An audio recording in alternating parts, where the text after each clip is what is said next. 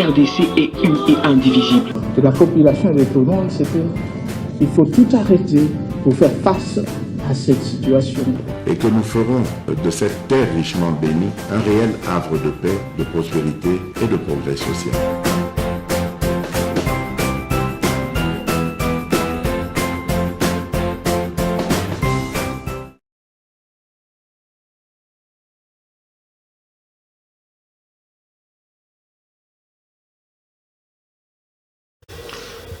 Merci beaucoup, Bande Konangai. Toye na deuxième partie de l'émission ya Mokolo ya Lelo. Merci, Tozali Mokolo ya vendredi. Et vendredi, Tozali pour ça l'émission na Kinshasa. Bino Bozali na Lubumbashi. Bino Bozali na Togo. Bozali na Angola. Kuna Joao Lorenzo a aussi prêté serment pour le deuxième mandat naïk. Vérité désir na pe bimikuna na pesi bino mbote bozana Luanda bozana Soyo bozana Wish bozana bisika bele bobenga la kangai boyeba que je vous porte dans mon cœur. Merci na fidélité, merci na accompagnement de tout cœur. Vous allez ko mériter na remercier bino parce que ce que vous faites pour nous est allé si biso que vous allez vraiment battre na biso ya kati. Donc merci beaucoup bazana Cameroun, bazana Douala. Merci beaucoup. Bande ko ba Congolais mingi bazana Douala. Donc boy bisa bango que président Medar a pesi bino mbote. Bino so bazana Cameroun et pas Paul Biya. Yango Paul Biya yango pe mukolo bo. Ya ko tika pouvoir te. Batekena na donc Paul Biya sa sungweso na Afrika ba mususu bana. Kagame Museveni, le trio là. Paul Biya batuna qui est monté nous sommes à la président. Alobega yebina noté. Même à temps koloba malobana muloweza te malobia zelana processus est continué. Bozana Cameroun na pesu bino mbote. Bozana Nigeria, bozana Ghana na pesu bino mbote. Bozana Tanzanie na pesu bino mbote. Bozana Bozolanda ngai na Zambie na Lusaka bande que na Zambie na pesubino mbote bo continuer toujours Kolanda MKB officiel votre chaîne de vérité bokozala jamais d'ici bino bozana Brésil na pesubino mbote bino bozana Beni bozana Bukavu côté caméra azali asala bashona ye na pesubino mbote bino bozana Brazzaville awa mbote na bino yango wana. N'oubliez pas de partager nos émissions. N'oubliez pas de liker. N'oubliez pas de commenter. Ensemble, nous serons très forts. MKB officiel continuera à vous servir sans embâche ni foucriant. Parce que vous allez au cœur de l'actualité et vous informer est notre devoir. Nous collectons, nous traitons et nous diffusons l'information à temps réel. Ici chez nous, vous allez couper ça info au Essengeli. Pour éviter les fake news, ndenge menda lobaka na fayulu katika ko s'informer na ba youtubers na ba tiktokers mende et monsieur le fayulu akenda ko s'informer avec information na ba TikTok na ba Facebook. Merci tokobeta masolo bande konangai balobi fayulu atindi batu ba nyatita tiona osango frappe mutu na bango journaliste ya opposition mais degré ba nyati e frappe bo yemo kwa koloba bokoyoka pourquoi baba ko beta ba journaliste bazala ke balobi za opposition boye bango na émission oyo ngoyu mulunda abimi azali banda obtenir liberté provisoire. Bokoyeba yango na émission Mokolo ya Lelo.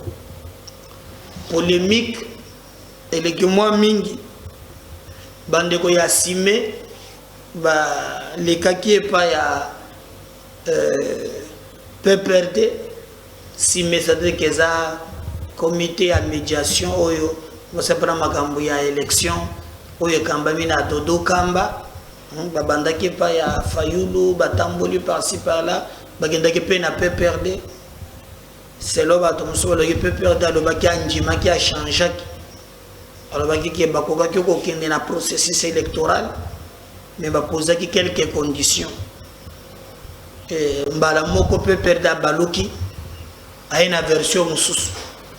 Bokolanda ngo na émission oyo na Ferdinand Kambere oya bambaka garçon boko molangi boya zoka ye baza bilanga milangi so za bilanga makofi so sakani molangi pa uzuma kambo na yo ye wana atalisi contenir lobi manso ba denika dima ba dodo kamba ba nyonso ba yeba zolo ba yebi yango ata mukete bango ko to contraire ba zali koluka kotala makambo soki ndenge nini ekotambola poti bameka moyen ya kosala makambo mususu. Mais nous allons écouter soki maya lobi ezali solo tout au long de l'émission Nabiso Mokola Lelo, surtout que Biso Tolobi, lorsqu'il y a des images, donc faire parler les images, boyoka vraie version de Kadisina Bango, au Bango Bazali ko Kadisa par rapport à Likamboan. Pour que tu aies un commentaire, mingi to kotia teme bokoyoka vérité ezali na niveau nini. Voilà un peu mon tir il y a une mission Nabiso Mokola Lelo, oyo binomoko bokolanda mais aussi to kobeta di solo oyo ezota la pe makambo ya ba emolima ya makambo ko soka kambongo ba bazwa kebele o boye na boye Tshisekedi azwa ka combien Kabila azwa ka combien bokoyoka confusion moko mutu ya Kabila ye moko azopesa tantôt aze se contredire tantôt azopesa vérité te po bandali kamu ya ba emolima yebimi ezali likambo moko oyo bato mingi ba comprendre kate bato mingi ba comprendre kate ne pas kotana ba show oyo zanga mutuna na makolome to kochela bino nyonso émission ça très riche na ba éléments ebele ya ngona bandi ko semble bo partager lango bato mingi pour te baza déjà au courant ya olengeni to ko banda émission na biso mokolo ya lelo. Merci beaucoup. Toko banda bande konanga na premier élément ezali na journaliste moko salaka makambo ya ba opposition mingi raka pire mutu ya ba opposition d'ailleurs a releyaka message accompagnaka bango azana chaîne moko je ne sais pas comment kimingai Ariako News. La chaîne moko imetaka na YouTube comme on est Tatiana Osango à sala kamusala na ye en tout cas très proche na Martin Fayulu qui accompagnaka ye. Alors vous tapez makambo ya bokabone kotik entre Muzito na Fayulu même batupé bandaki ko accompagner bango mwambutu mbutu ekoti obiki Muzito yatekala ko répondre te mais Fayulu ana batu bazo répondre mais baza pe même frais baboko la pe makofi donc il peut ça un peu moins confusion dernièrement vous monaki comment niko mayenge la bimela ki Muzito comment alobaki ko tabaya lo me Fayulu ye moko abimaki pona ko lobaki ya ko solo na batu nyonso soki oboyo ko fanda na makambo na ki bololo na yo wana mais jamais Muzito a répondu. Mais maintenant là oyo tomoni de commission il y a moi désordre lingie kota ndeko wana za journaliste asali musala naye na ebite makambo alobaki makambo ba reprochaka na batu mususu ya intolérance politique ya ye amikomeli na siège ya décidé azalaki pe na mutuka na ye nyala tuke de parler de na chauffeur na ye parce que nous apprenons que chauffeur na zu mama na eloko na mutu donc car ya kopanzana ba betie likambo bango ba agressele ye na chauffeur na ya apparemment ye souple ni wemboya akimaki na ye mais chauffeur na ye nde en tout cas balobi azui moi likamba. Mais pourquoi est commis à niveau il y a intolérance? Tokonda na kabilo ko côté nyons que tokoki kozela te na baka na biso bato bazonji me ba point de vue ya bato mososote. C'est pas normal.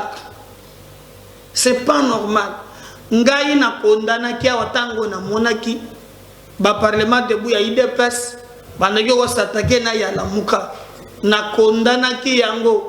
Et j'avais même dit que non ndenge zawana nazo permettre te batuba se régler na violence. Parce que vous voulez régler vos différents na violence, il faut que la violence engendre la violence. On sait quand ça commence, mais on ne sait pas quand ça termine. D'où etumba ya politique ezaka etumba ya boanya. La plupart gens qui sont sur YouTube, ils sont sans argument.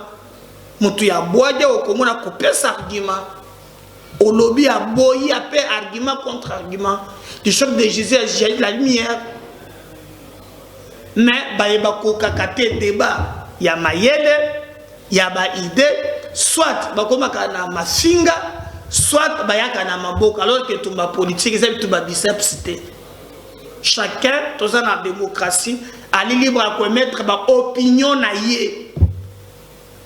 Mais je ne sais pas ce qu'il a dit. Ce qu'il a dit. Ce qui bango kanda. Po baboko baboko na bilanga makofi. Bapanza mutu kanaye. Bapanzi mutu kanaye. Bazana chauffeur na yazo makambo naye. En tout cas, tokoki ko tolérer les kambo ya ndenge wana te démocratie et senge mutu na mutu azala libre. Ba betchewa na siège ya décidé ya Martin Fayulu. TV za radio te bolanda ndenge nini aliaki kuba na ndenge ye moko pe azali ko expliquer na ndenge makambo lekaki na siège ya décidé et nous allons revenir juste avec vous pour vous comprendre que ezuchi akonde ko sekate pour lobipe lobiteni ne peut kokozwa toteleme la violence na forme nango. On suit Tatiana, on revient juste après pour continuer cette émission avec vous. NMKB's officiel. On est en direct, tu viens, on est en direct. J'ai annoncé que je veux, fidèles téléspectateurs, on est en direct à la télévision. Tu peux entrer dans les champs, viens près de moi. Je venais de le dire tout à l'heure, fidèles téléspectateurs, lorsque des journalistes ont des problèmes, je suis la première personne à être assez souvent à être contactée parce que les journalistes savent comment nous réagissons. Pendant que j'étais en train de monter sur ce plateau, c'est une consoeur journaliste, elle s'appelle Tatiana Osango, celle qui était à la nerve, vous vous souviendrez. On s'était battu pour qu'elle soit relâchée. Je ne vous arrache pas la parole. Les jours où j'ai été arrêté, j'ai été arrêté de 11h à 17h et à 15h, j'ai connu qui était mon plaignant, je ne vais pas citer les noms, mais il a nié par après. Et lorsqu'on me libéra, on me citera les noms de 2 personnes qui feront l'objet d'arrestation. Alain Bolodja et ma soeur Tatiana. On me l'a cité comme ça. Mais on m'a cité les noms. Mais c'est quoi Si. Donc il y a une liste. Il y a une liste. Oui. Il y a une liste qui, comme vous dites, il y a des zélés. Il y a des zélés qui peuvent ternir l'image du régime. Mais nous vivons sous la psychose. Elle est là, regardez comment elle est. Mais maintenant, elle, ce n'est pas le régime, malheureusement. Quand c'est le régime où nous critiquons, c'est Fayoulou. Bon, président Fayoulou, je dis c'est vous, mais c'est le parti. Mais comme moi j'ai de bonnes relations avec vous et le CG Devos Kitoko, que je n'ai qu'au fond d'Asko Batou. Félix Tshisekedi, Joseph Kabila, Martin Fayoulou. Mais écoutez le témoignage de cette dame. Maman, qu'est-ce qui s'est passé?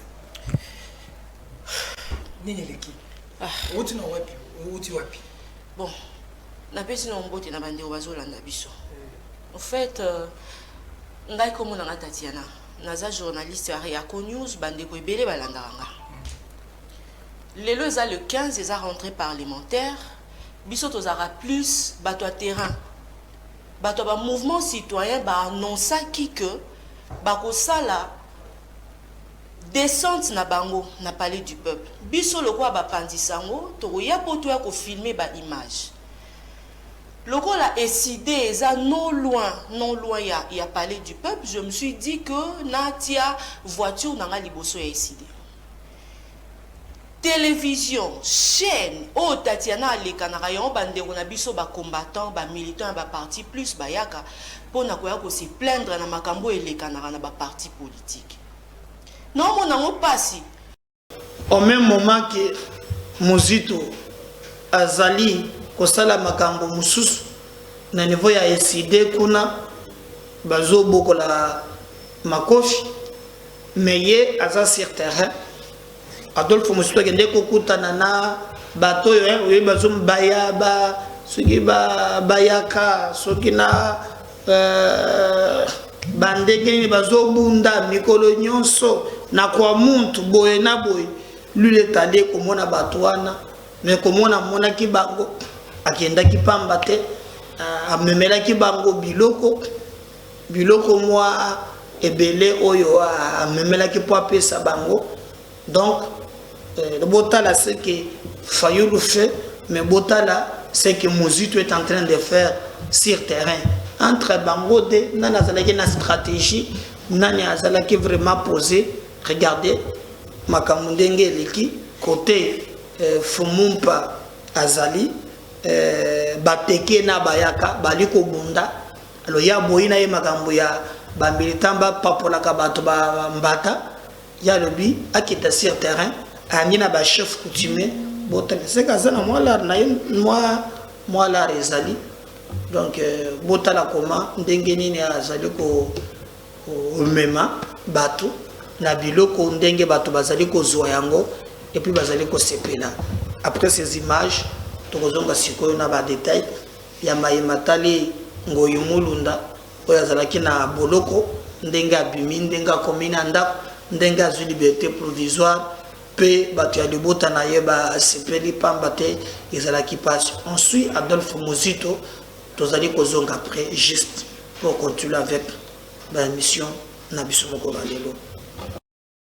Dès l'annonce de sa présence, la population s'est amassée à l'entrée de Kwamouth pour recevoir son hôte de marque, à savoir Adolphe Muzito, solidaire du Grand Bandundu qui a décidé de s'enquérir des causes profondes à la base du conflit entre Teke et Yaka, deux peuples qui ont pourtant cohabité ensemble et en harmonie depuis des lustres. L'initiateur de Nouvel Élan a clamé haut et fort sa consternation à la suite de ce drame, de ce conflit intercommunautaire. Comme piste de solution, Adolphe Muzito appelle les gouvernants à une réflexion autour de la titrisation des terres afin de mettre un terme aux injustices sociales liées au secteur foncier. Injustice, il faut la réparer, fautif, base à la poursuivi, essentiellement, et base à la sanctionner. Surtout, ça a été Congo, mais aussi les Cambo, les alliés, on a moni Congo,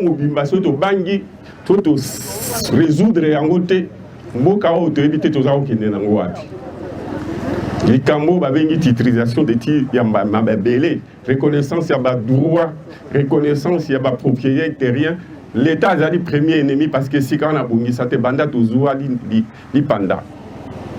To vende la yango, o ye libiso na lingi to ye ba réseau profond, to analyser ngo malam. To ye ba nini to tia kimia pour l'avenir, mais pour cela on a insisté na likamu ba bi vérité pe justice na ba sanction. Ba musu ba ko lo ba politicien ba na sima, c'est toujours possible.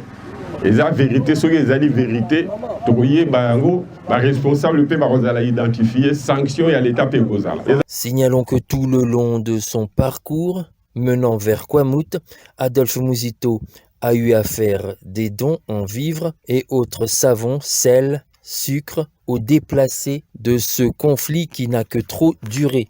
Chemin faisant, il a pu constater les conséquences de ce drame, plusieurs maisons incendiées et plusieurs villages vidés de leurs habitants.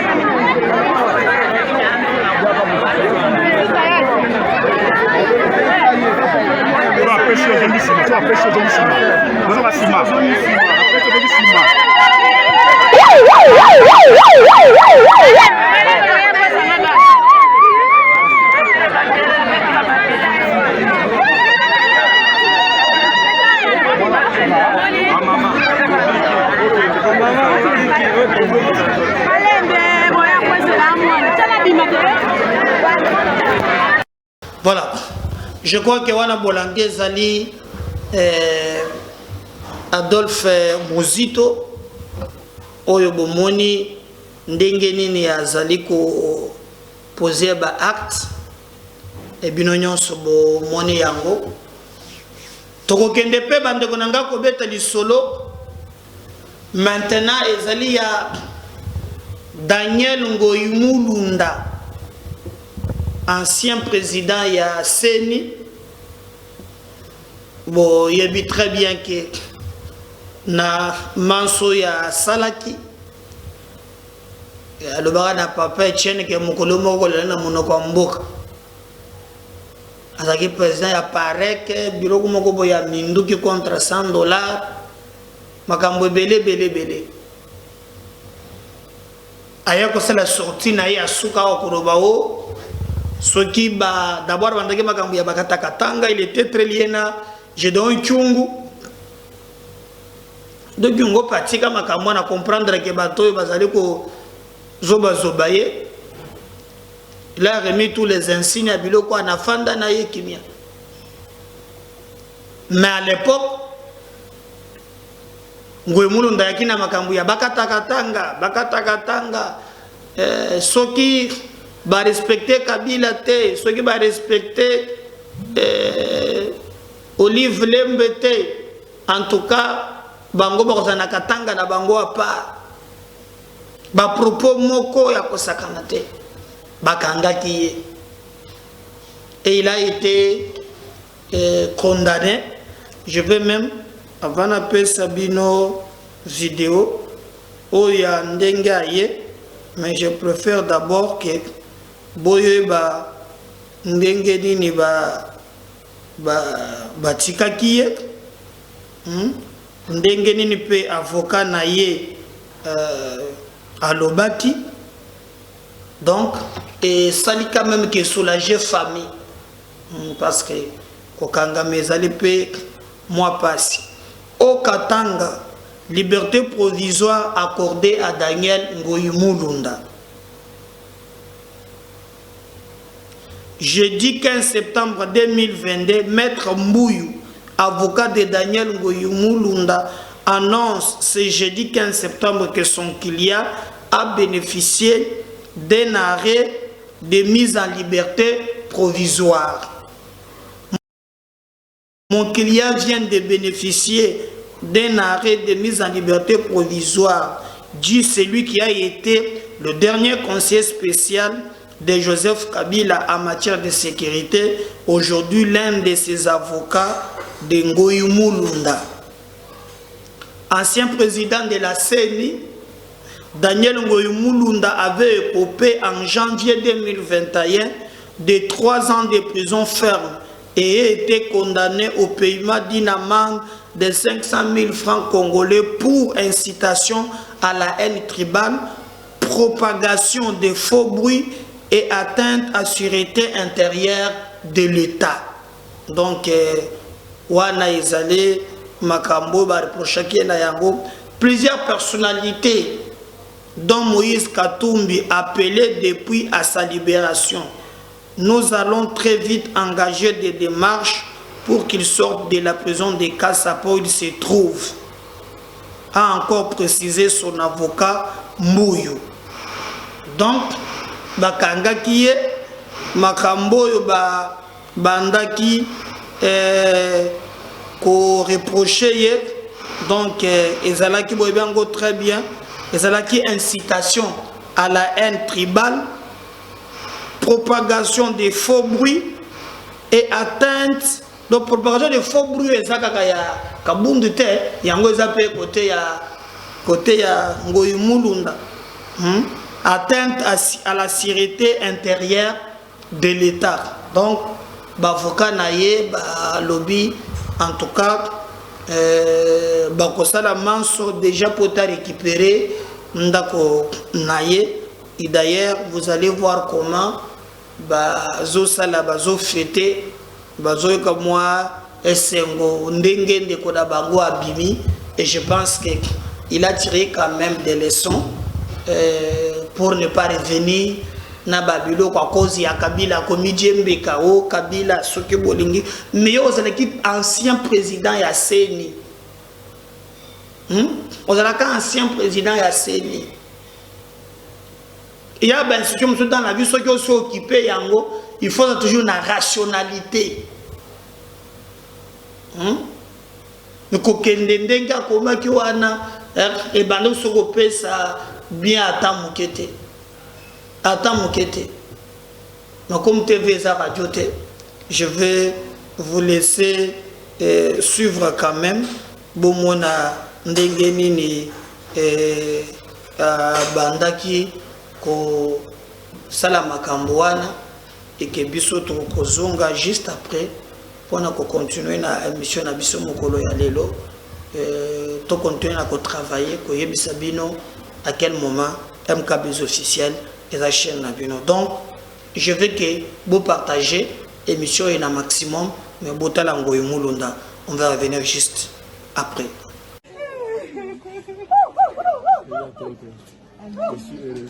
Je suis ému. Merci. Merci beaucoup. Merci beaucoup. Merci bien. Enfin.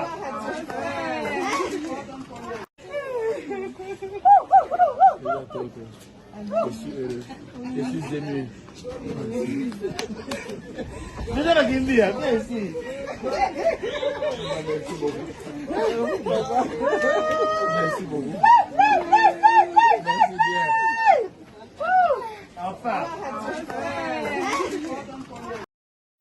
Voilà, je crois que wana bolandi quand même moi sourire wana ndenge makambo malekani ezali ndenge nini bande konangai. Le plus important c'est vraiment bato tirer les sons.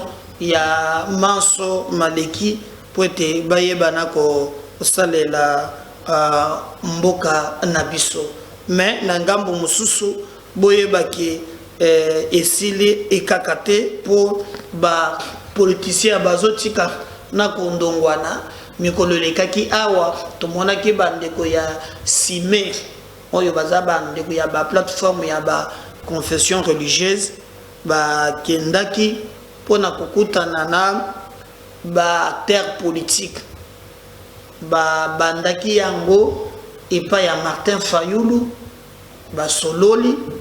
On a même appris que non balangu mususu non bazosela kama makambo ya élection te mendenge wana basoli na Fayulu eza poete bango basolola na cadre que soki élection zate bandima dialogue. Non, c'est faux. Bango sengeli kaka tokende na élection.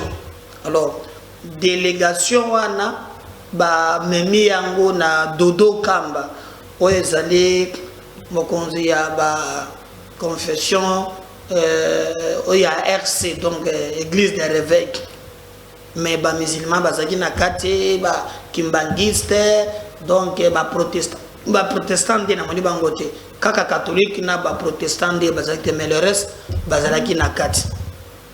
bazalaki na kati po ete bayeba na kosala mosala ndenge elongo bani mais ça pas tenu pour tant que bakomi pa PPRD basolo na bandeko PPRD babeta masolo komi masolo mosusu bandeko PPRD bandimaki après oh non o Dodo Kamba lobi wana etali biso te Dodo Kamba za na kati ya kotrafike maloba na biso moko tokanaki na bango bongo te o bazo sala eza be chantage na bango. Alors on n'a pas compris vérité eza na niveau ni pourquoi revirement wana sima ya koyamba bango comme ngala lingaka na biso information vraie na kolinga sikoyo tolanda na bino ensemble.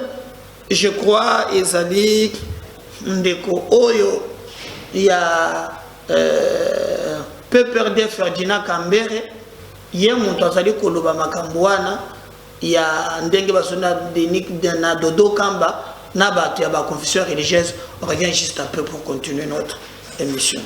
Plusieurs controverses de la part de la population quinoise après le passage de membres de la CIME au siège du PPRD pour discuter autour de l'exclusivité de toutes les parties prenantes au processus électoral actuel. Lorsque certaines voix s'élèvent pour affirmer la flexibilité acquise du parti cher au sénateur à vie, Joseph Kabila, maître Ferdinand Kambere, secrétaire permanent du PPRD, s'inscrit en faux et recadre ces fausses rumeurs tout en rappelant la position réelle de son parti quant à sa participation active à ce processus électoral. Une fois de plus, Benz Bonakawa.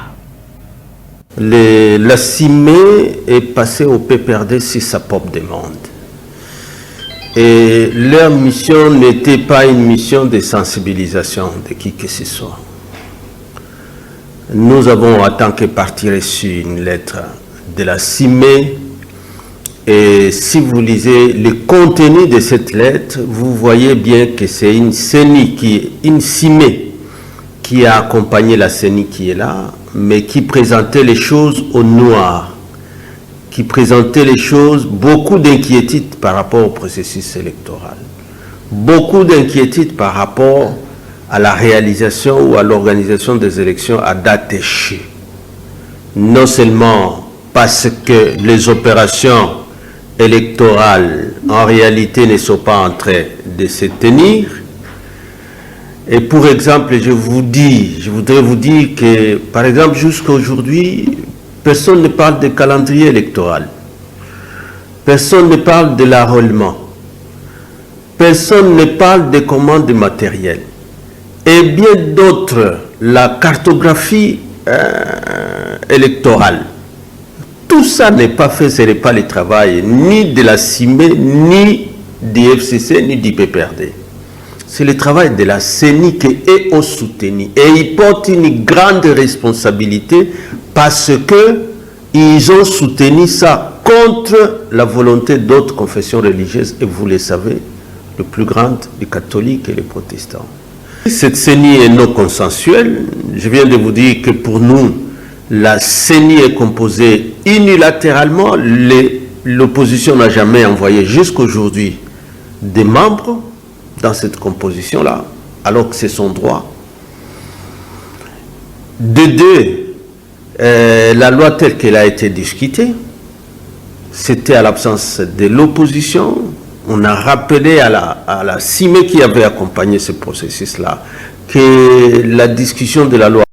Voilà, je crois que wana bolandi bande konangai biso to ko continuer monsieur na biso mais lobi boyeba ke rentrée parlementaire c'est la makina Sénat et c'est la makipe na niveau ya Assemblée nationale balobela ki makambo belé makambo ya 21 millions mais aussi na Assemblée nationale batia ki accent na parti ya mabele na biso ezali ko salema na niveau ya Bunagana oyo Rwanda na Paul Kagame ba décider ba boto le biso mabele na biso. Donc Christophe Mboso Kodiampwanga na qui parle de la cuillère à lobby bota la ambiance oyo zala ki lobi na palais du peuple et nous allons revenir juste après pour continuer avec cette émission la chaîne Nabino MKBs officiel. Nous avons toujours le maximum de partage. Ils allaient encourager Bisso. Christophe Mbosso, député, on suit. On va revenir juste après pour continuer avec cette émission. Yamukolo, il y a Lelo. Ouverture ce jeudi à l'Assemblée nationale de la session ordinaire de septembre. C'est le président de cette institution, Christophe Mbosso, qui a donné les go en présence de plusieurs personnalités à l'instar de députés nationaux. Dans son discours, le speaker de la Chambre basse du Parlement a condamné pour la énième fois l'insécurité qui sévit dans l'est de l'RDC. Christophe Mbosso Kodia a pointé du doigt accusateur le président Paul Kagame. Le rapport du groupe d'experts des Nations Unies et la police, et ne cesse de le répéter, notre gouvernement, il n'est un secret pour personne que le Rwanda apporte son soutien militaire et logistique aux activités de groupes armés et terroristes du M23 dans la déstabilisation de la partie est de la République démocratique du Congo. Chers collègues, nous voulons vivre en paix avec le peuple rwandais. Et le président Kagame l'argument de manipuler l'armée rwandaise contre le peuple. Christophe Mbosso a également déploré les actes de violence et de barbarie occasionnant des tueries massives à la suite du conflit Tekeyaka dans la province du Mai-Ndombe. Au regard du mode opérateur prétendument utilisé par les deux populations concernées, il y a lieu de craindre l'implication d'une main externe.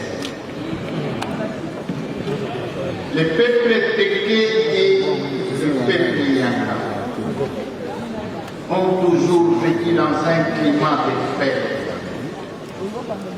Jamais le mode opératoire observé dans les violences actuelles n'a été utilisé dans les règlements de l'RDC. Le gouvernement de la République doit mettre fin à la violence qui prend les allures d'une guerre de tranchées ethniques. La session ordinaire qui s'ouvre à ces jours est essentiellement budgétaire.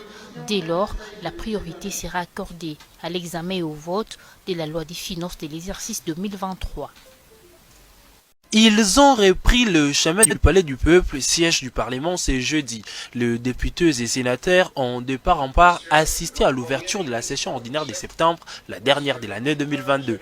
Au Sénat, le coup de marteau d'ouverture a été donné par Modeste Bahati-Lukwebo, président de la Chambre. Puisque la session est principalement consacrée à l'examen et à l'adoption du budget 2023, le speaker du Sénat a insisté sur les compléments des soldes relatifs à l'organisation des élections également prévu à la fin de l'année 2023. Le Sénat reste convaincu que la nouvelle version de la loi électorale promulguée améliorera l'indépendance, l'efficacité et la neutralité de la Commission électorale nationale indépendante et permettra d'éviter les irrégularités maintes fois décriées précédemment. J'invite ainsi donc la Commission électorale nationale indépendante à s'inspirer et à tirer les leçons des critiques récurrentes lors de l'organisation des élections antérieures et des observations irrélatives pour parfaire son travail afin d'aboutir aux résultats électoraux qui reflètent la volonté exprimée par le peuple souverain. Le conflit Tekeyaka au Mai-Ndombe, l'insécurité à l'est du pays, la situation socio-économique dégradante, toutes ces questions ont été balayées par les présidents de la Chambre haute du Parlement. Le gouvernement doit fournir beaucoup d'efforts pour améliorer le vécu quotidien des populations actives plus particulièrement les agents de l'État. Ainsi, comme vous le constatez, ces efforts ne sont pas suffisants au regard des mouvements sociaux que nous constatons ci et là. J'invite donc le gouvernement à être réaliste dans les réajustements salariaux tout en tenant compte du panier de la ménagère. La session de septembre, a dit le speaker du Sénat, sera également marquée par l'examen d'autres propositions de loi, principalement des arriérés législatifs. Le Sénat entend renforcer encore les contrôles parlementaires. Merci. Merci encore. Vous commentez, vous likez. Parce que si le Sénat ne revenait pas, Ghana Zozomba de Sous, un numéro Sous. Bye.